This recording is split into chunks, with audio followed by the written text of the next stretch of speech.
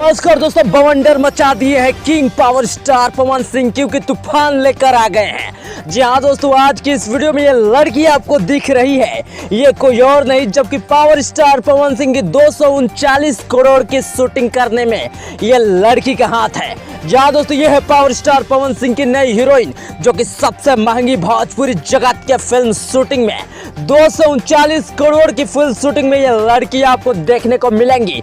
क्या कुछ खबर निकल कर आ रही है इस हीरोइन को लेकर, और पावर स्टार पवन सिंह इस हीरोइन के इतने दीवाने क्यों हो गए हैं कि वो पहली बार इसे अपनी पत्नी का दर्जा दे दिया है। जी हाँ दोस्तों, पूरा खबर बताएंगे। इससे पहले वीडियो को लाइक कीजिएगा, और पवन सिंह के फैन होंगे तो डरिएगा मत कमेंट करने से।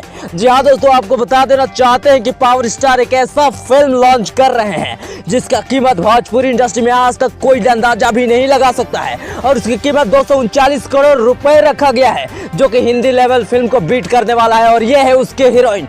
दोस्तों, ये पवन सिंह की नई फिल्म की हीरोइन आप लोगों को कैसी लग रही है, कमेंट करके बताइए।